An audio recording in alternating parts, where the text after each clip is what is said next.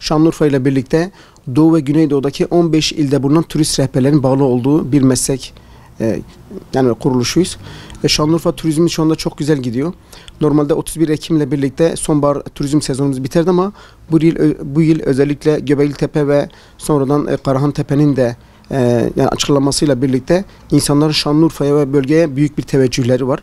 Şu anda turistlerimiz, misafirlerimiz Kasım sonu itibariyle de yine Şanlıurfa'mıza gelmeye devam edecekler. Bu oldukça güzel. Özellikle bazı yoğun günlerde ve özellikle hafta sonlarında otel yani doluluk oranımız çok yükseliyor. Şu anda da Şanlıurfa yani Azkon Şube Başkanı'nı ziyaret ettik. Özellikle hem Şanlıurfa'daki yatırımcılardan hem de işte Azkon'un genel merkezinde özellikle otel yatırımı düşünen bütün iştirakçileri Şanlıurfa ve bölgemizde Güneydoğumuzda yani güzel otel işletmelerinin açmasını bekliyoruz. Çünkü Şanlıurfa'nın turizmi gün geçtikçe daha da ileri gidecek. Şu anda yakın zamanda Karahantepe kazılarıyla birlikte Şanlıurfa yani olan ilgi alaka artık çok da artmış olacak. Birkaç yıl sonra insanlar Sefertepe için gelecek.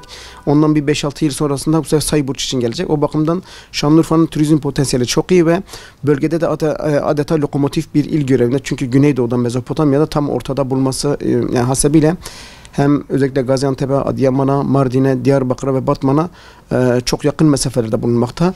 Gelen misafirler Urfa merkezi geldiği zaman bölgedeki diğer illere de çok rahatlıkla ulaşım var. O bakımdan turizm anlamında Şanlıurfa'da güzel günler bekliyor. O bakımdan hem özellikle yatırımcılarımızdan hem de belediyelerimizden özellikle altyapı yani noktasında var olan yani yatırımların bir önce bitmesi ve Şanlıurfa'nın daha temiz, daha düzgün olması lazım. Özellikle Şanlıurfa Peygamberler şehri ve o bakımdan biraz da temizliğimize ve diğer altyapı yatırımlarımıza çok daha ivedilikle yani yapmak gerekiyor.